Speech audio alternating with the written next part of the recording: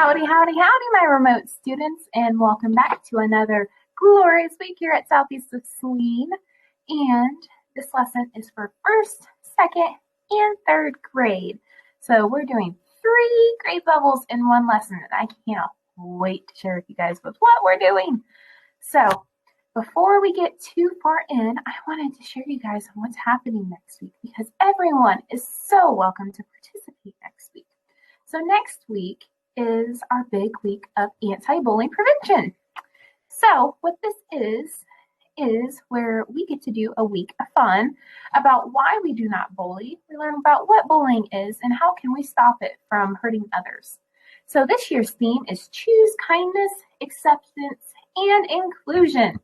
And so next week, each and every day, you guys get the option to dress up. If you are remote, feel free to dress up from home. Send your pictures to your teachers and they'll get them to me. And I will be making a video for Friday. So I would like some pictures if you guys would like to participate. If not, that is totally fine. But Monday, we're starting off, hats off to a great week. Use your head before you act. Tuesday is we are all different. Show us your crazy socks. Wednesday is we unite together as one. Wear red, white, and blue.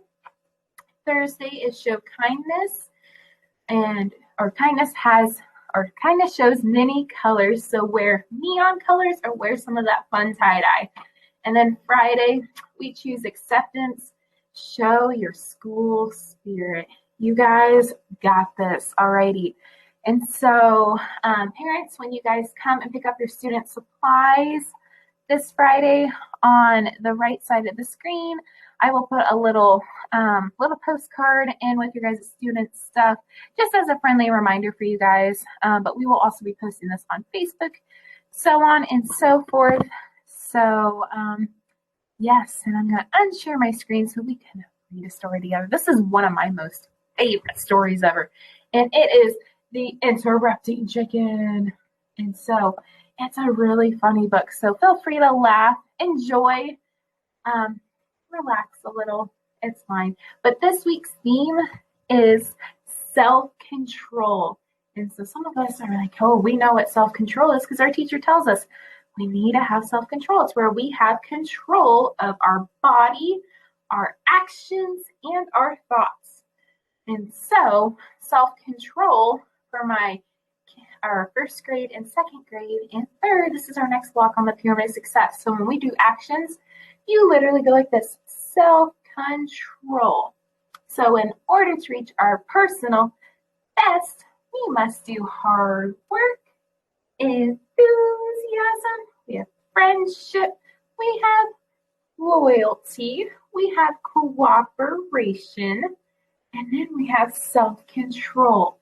And we are making that way up that pyramid splendidly. So sit back, relax. This is a funny story. Laugh it out with me. I love the story so much. So, The Interrupting Chicken. Alrighty here. It was bedtime for the little red chicken.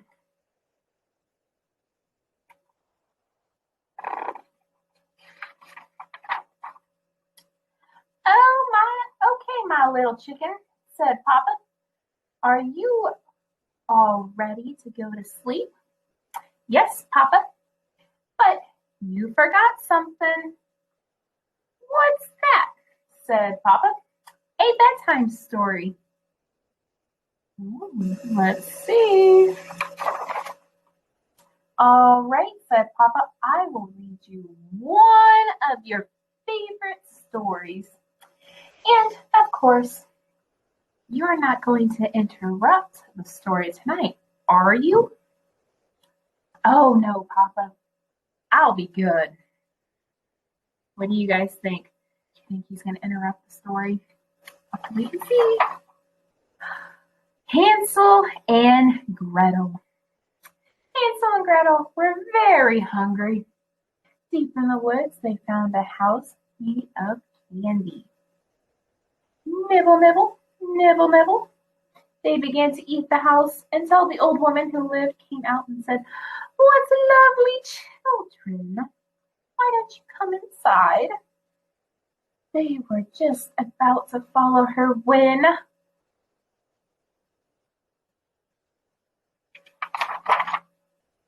out jumped the little red chicken, and she said, "Don't go in.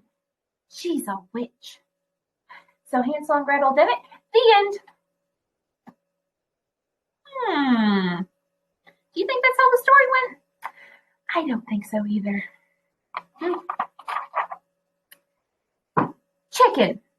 Yes, Papa? You interrupted the story. Try not to get so involved. I'm sorry, Papa. But she really is a witch. Well, you're supposed to be relaxing so you can fall asleep. Let's try another story. I'll be good. Do you think little chicken will be able to be good this time? Let's wait and see. Little Red Riding Hood. "Take this basket of goodies to Grandma," said Little Red Riding Hood, its mother. "Don't stray from the path. The woods are full of danger." Red Riding Hood skipped through the deep woods. By and by she met a wolf who wished her good morning. She was about to answer him when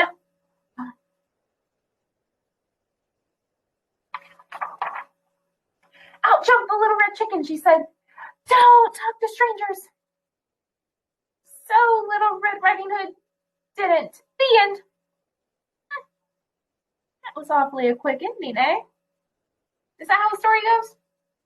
I don't think so. Chicken. Yes, Papa? You did it again. You interrupted 2 stories. You're not even sleepy. I know, Papa. I'm sorry. But he was a mean old wolf. Yes, now get back into bed. Okay, Papa. Let's try one more little story. I'll be good, I promise. I think we're all getting patterned. Do you think little chicken will be able to handle itself again? Oh no, let's see.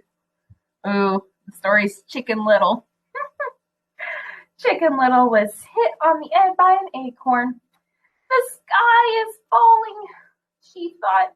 She was about to run off to warn Goosey Lucy, Ducky Lucky, Henny Penny, and everyone on the farm.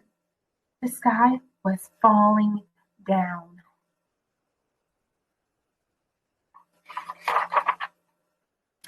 Out jumped the little red chicken. She said, "Don't panic. It's just an acorn." So Chicken Little didn't. The end. You think that's how the story goes here, folks? I don't think so. Chicken. Yes, Papa? You did it again. Oh, Papa. I couldn't let that little Chicken Little get all upset over an acorn. Please read one more story and I promise I'll fall asleep. I'll fall asleep. But Chicken, said Papa, we're out of stories. Oh no, Papa, I can't go to sleep without a story. What do you think they're gonna do?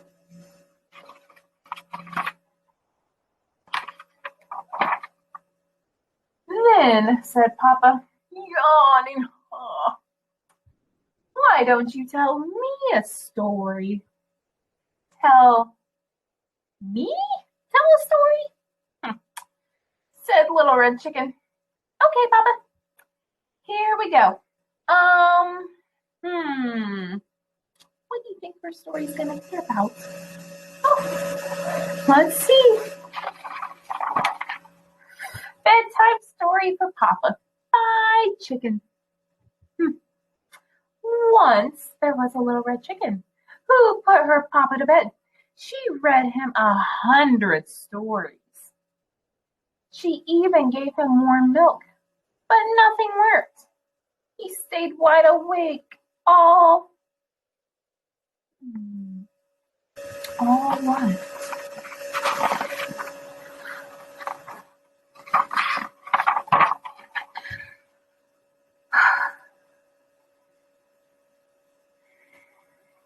Oh, I think Papa's sleeping. I don't think that was planned. Papa! I think Papa's sleeping. Good night, Papa. And she tucks him into bed. Oh, this is just one of my most favorite stories in the end. I love Little Red Chicken because at once all of us are Little Red Chicken. I know I was.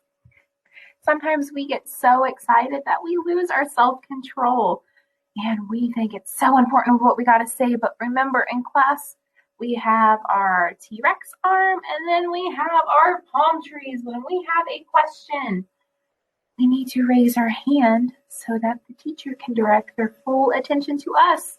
So when we think about the word self-control, you know that deals with our brain.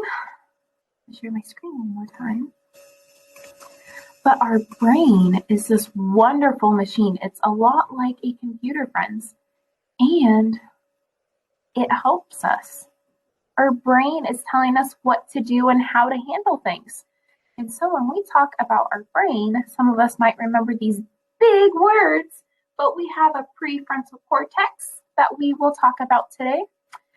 Other lessons, we will talk about a hippocampus and then amygdala. But today we're going to mainly focus on that prefrontal cortex. So real fast, kiss your brain. The part where you just touched your forehead is called your prefrontal cortex. Now, you know that your hands can make a brain too. So make a 4 and wrap your fingers around your thumb. This part of your fingers is called your prefrontal cortex.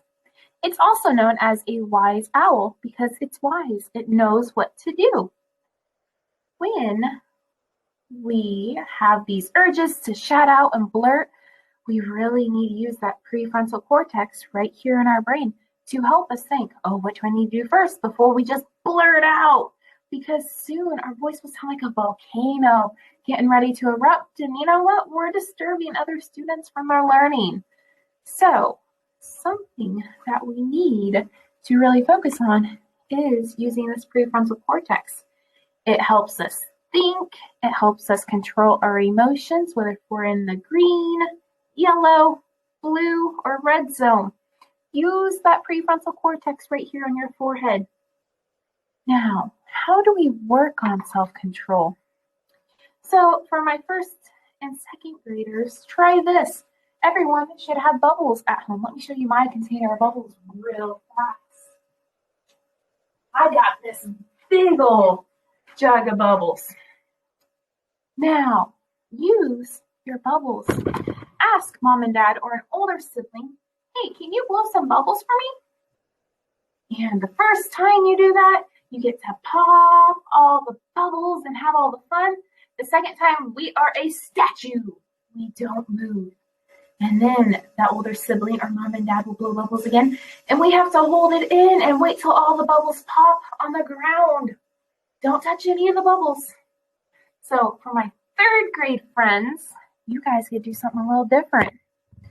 And I am going to stop sharing my screen real fast. But what you guys can try to do, and this is something really, really fun, but I write with my left hand, which is something different from what most people do. A lot of people write with their right hand. My 3rd graders, try writing with your opposite hand. So Miss Harp right here is written with my left hand. It looks very nice, crisp, and clean. My right hand, on the other hand, looks like a little kindergartner. It looks shaky and wobbly. Try that. Or, better yet, try to draw some pictures. So my right hand drew the smiley face, the star, and the heart.